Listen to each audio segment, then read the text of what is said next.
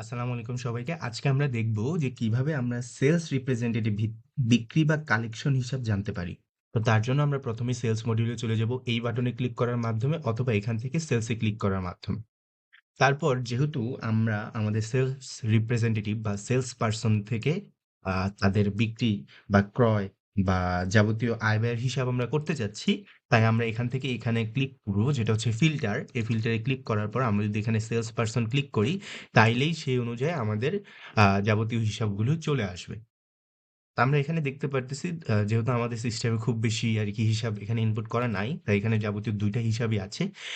আ এই হিসাব ২ টা আমরা এখন কিভাবে আমরা ডাউনলোড করব, কিভাবে আমরা দেখব, এখানেই সকল হিসাব দেওয়া আছে।